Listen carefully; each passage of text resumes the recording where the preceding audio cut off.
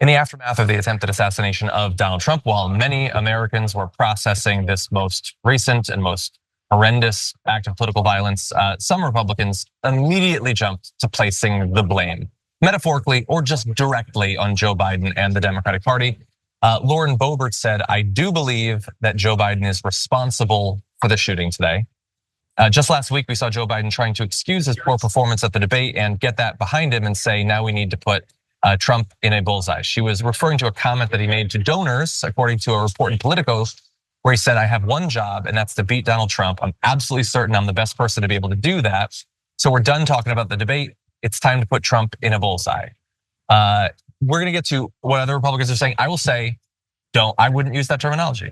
We have been against that for a very long time, since in the wake of Gabby Giffords being shot, bullseyes being put in political ads.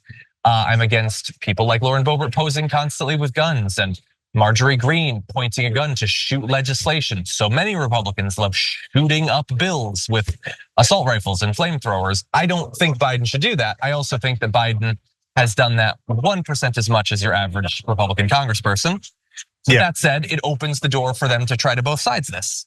Thanks for watching. Our audience has helped build TYT into the media giant it is today. Together, we can accomplish anything. Support our work and join us at tyt.com/team. So I totally agree. So first of all, don't ever say bullseye or things along those lines. Look, we're gonna get near the edge in our political rhetoric from time to time, kicking ass, this thing, that thing. And usually, almost always, I will say rhetorically, politically, just to be 200% clear, okay? But he said it to the only people he speaks to, which is donors at a closed door meeting. That's like 90% of the meetings that Joe Biden does. So do we think one of the donors then got encouraged and went to Butler, Pennsylvania? And no, of course not, right? Nobody heard it. It didn't have as much of an effect, but it's still the wrong thing to do. Yeah. Now, having said that, there's a second thing that we should be honest about, which is that when Sarah Palin says it or a right winger says it, the media goes crazy over it. When Joe Biden says similar things, the media goes, it's no big deal and doesn't even bother reporting it. So there is that dichotomy. But on the third hand, the Republicans say it 2,000 times more. Yeah. They do. And then for them to say like, oh my God, I can't believe someone used a shooting analogy. Yeah. Heaven forfend, I'm getting the vapors. Like, come on, guys. Come on. After saying like, oh, shoot him up. And then in every one of your ads, to John's point, also Joe Manchin also did it as a Democrat. Anyway, he shot, I think, might have been Obama. Did he shoot Obama? Yeah, Obamacare, I think it was. Yeah. In an ad when he was running for the Senate in West Virginia.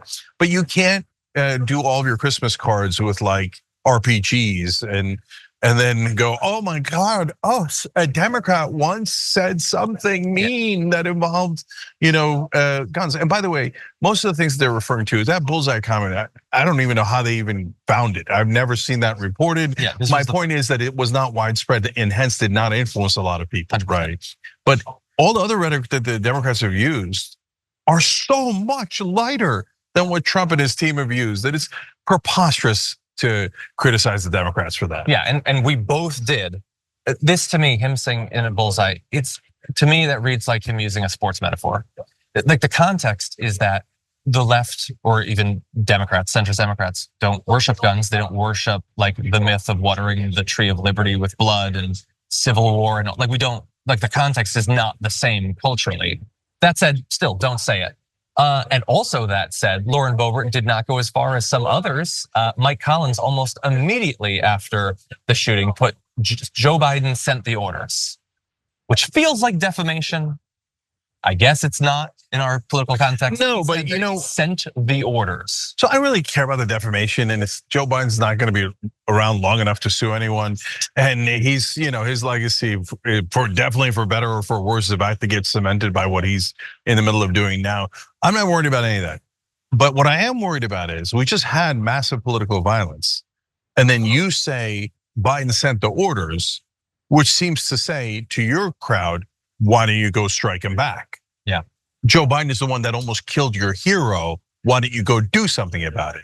That rhetoric is 1,000 times more dangerous than Joe Biden going to donors. Yeah. Right? No, he's egging them on with a purpose right now. Yeah.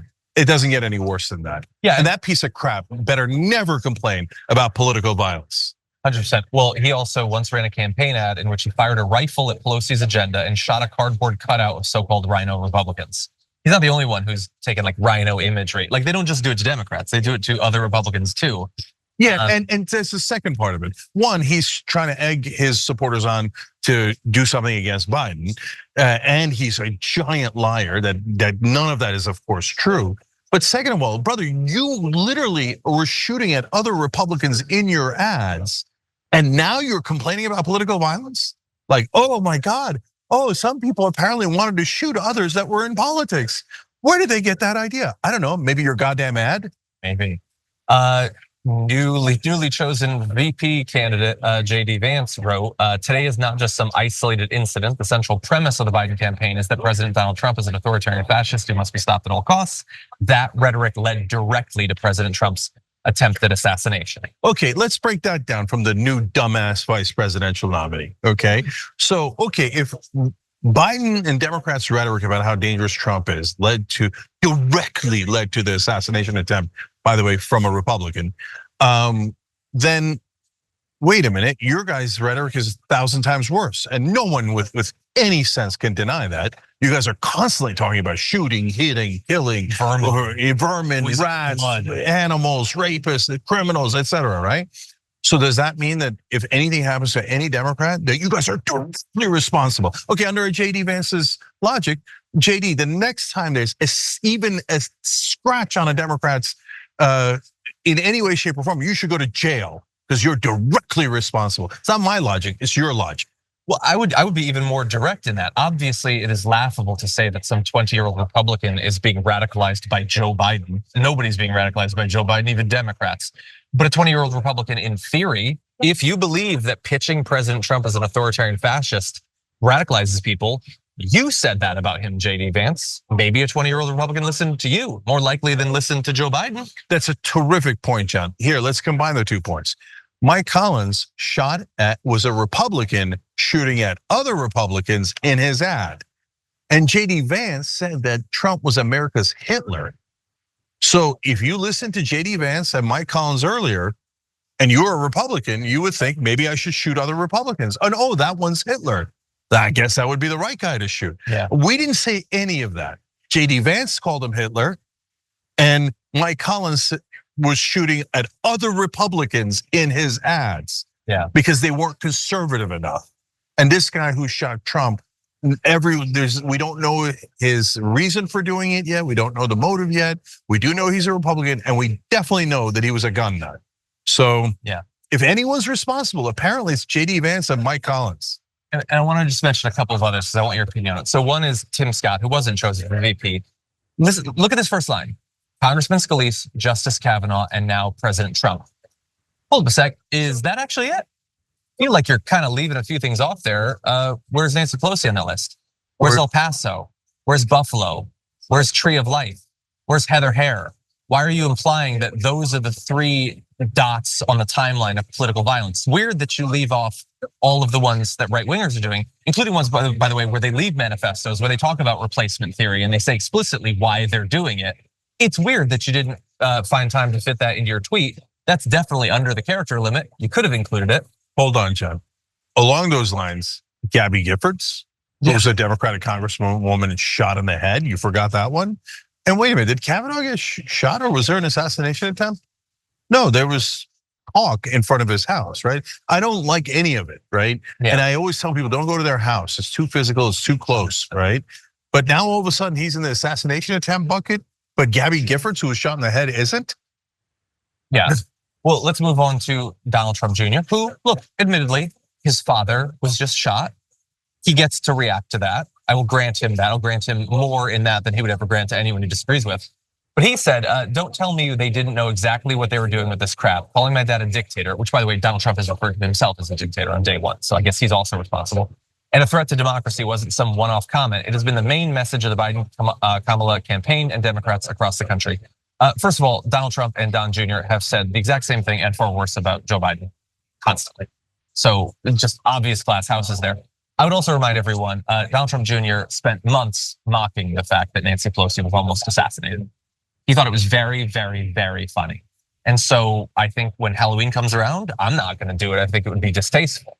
But if someone were to post, an outfit where they're dressing up like the guys who tried to assassinate Donald Trump, then that would only be in the same comic tradition of Don Jr. I think it's wrong. I thought it was wrong when Don Jr. did it, but he thought it was hilarious at that point.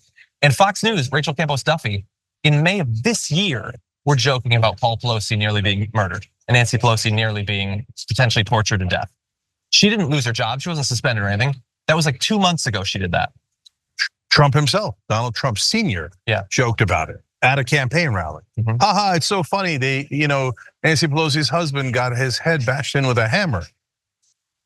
I'm definitely failing to see the humor. Yeah, I've never seen the humor. But that's a problem with a faction of the right wing. They think that political violence is so funny. Now all of a sudden they don't think it's funny. And that this is a huge trait of conservatives. They don't care about anything until it happens to them. Yeah. Then they're like, oh wait, political violence, holy cow. I mean, we've been advocating for 24/7 for the last 10 years, but now that it's happened to us, well, we don't like it anymore. Yeah. So we've never liked it. And that's why we say on all these videos, never do violence. Violence is intellectual and political surrender. It's a coward's way out because you can't prove your point. You can't win the argument. And so by definition, it's a admission of failure on your part. Okay, yeah. So, and we believe that if it's against Democrats or Republicans, and we said that 2,000 times. But Donald Trump Jr. literally said that Joe Biden was a threat to democracy. So not like kind of, not proverbially, literally. Okay, so if he thinks that's a call to violence, then I don't think that. So I wouldn't have imagined that at all. But he apparently has thought all along that that's a call for violence. So Donald Trump Jr., then when you tweeted that, did you mean for someone to try to kill Joe Biden? Because that's your stupid logic. You're saying if anyone says somebody's a threat to democracy, they're trying to kill someone, right? Well, you said it about Joe Biden. So were you trying to egg someone on to kill Joe Biden?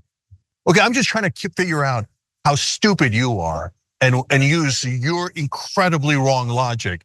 But of course, you don't care about logic. And unfortunately, a lot of MAGA doesn't care about logic either. They're like, oh yeah, when we threaten to kill you guys, it's awesome, yeah. But when you actually threaten to kill us, it's the worst thing that ever happened. And the reality is, it is the worst thing that's ever happened. You don't, like what happened to Trump was a disaster, terrible, awful, etc. Can we just get a bare minimum of the right wing saying, oh, of course it's also wrong if it happens to Democrats. And not try to blame us for criticizing Donald Trump. And again, last thing. If criticism of a candidate is what leads to assassination attempts, then the Republicans want every Democrat in the country murdered, right? Because who does the harsher criticism, Democrats or Republicans? You would have to be an extra layer of crazy. You would have to be beyond red and blue MAGA to think that the Democrats do more strong criticism of the Republicans than vice versa. No, everybody knows the Republicans rip your face off, right? Yeah. Proverbially. Right? and so then again, by Republican logic, they are so much more guilty of egging on political violence. One exception, Democrats can do that against progressives, but that's it. I want to throw out one last one just because I have to get your response to this. And before I do that, I just want to say, just in case it's not clear, Donald Trump is and remains a threat to democracy. So I'm going to be very clear about that, and I'm allowed to say that it is not a call to violence, it is a statement of fact. But anyway, all of those statements came relatively early on after the shooting. We didn't know much. We're like, theoretically people should wait to find out before making these statements, but you can sort of say, well, they don't know, it's an emotional time. Marjorie Greene tweeted this: we are in a battle between good and evil. The Democrats are the party of pedophiles, murdering the innocent unborn, violence and bloody, meaningless, endless wars. Which feels like if, high-pitched rhetoric leads to violence, it feels like calling them the party of pedophiles is kind of an example of that, but she goes on to say they want to lock up their political opponents and terrorize innocent Americans who would tell the truth about it. The Democrat Party is flat out evil, and yesterday they tried to murder President Trump. And I just want to be as clear as is possible. She tweeted that many hours after it was revealed who the shooter was. And again, there's a lot that we don't know about the shooter. But what we do know is he's not Joe Biden's nephew. He's not a CIA operative.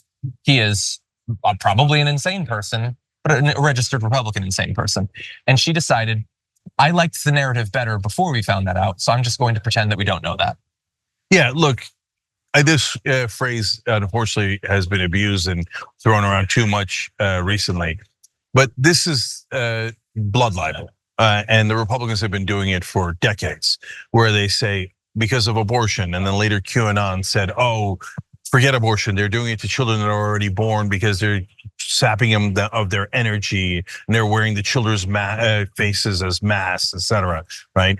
But the abortion thing was the same idea, which is what Marjorie Taylor Greene said in that tweet. They're murdering unborn children. They're the murderers of children, these Democrats. It's begging people to, the unspoken half of that sentence is, aren't you gonna do something about it? Yeah. And so, and you saw the whole post there, right? And you see that I think that I almost accidentally said compost. And I think it's very fitting for what you saw there. But every part of her tweet was about the Democrats are murderers and they want to kill you. Aren't you going to do something? Right? And they're like, what? I can't believe the political violence came. Where did it come from? No one knows. No, it came from you, from posts like that. And I don't give a damn how much you and your alternate reality get to say, oh my God, when we call for you guys to be vicious and violent towards Democrats, that's totally okay. But if anyone ever criticizes, forget being vicious or violent, just criticizes Donald Trump or the Republicans, well, that's it. It's a call to violence. Shut up, obvious giant hypocrites. And Marjorie Taylor Greene is the worst, and she's actually calling for political violence and retribution there and making the situation 1,000 times worse. And not just there. I mean, before she was even elected, she was liking posts about how Nancy Pelosi would be better off with a bullet in her head. She has a record in this area. She was the one who said, if I had been in charge of January 6th, we'd have had guns and we would have succeeded. Like, I don't think you need to write, fan fiction of how the government is overthrown, but she decided to do that as a fun little thought exercise. Yeah. And by the way, last thing on this, anyone who made fun of Paul Pelosi's head getting bashed in, you don't get to complain about what happened to Trump. I get to complain about it because I've been against political violence and I hate what happened to Trump. But you apparently think it's no big deal as long as it happens to a Democrat. 100%. Thanks for watching The Young Turks. We really appreciate it. Another way to show support is through YouTube memberships. You'll get to interact with us more. There's live chat emojis, badges. You've got emojis of me, Anna, John, JR. So those are super fun. But you also get playback of our exclusive member-only shows and specials right after they air. So all of that, all you gotta do is click that join button right underneath the video. Thank you.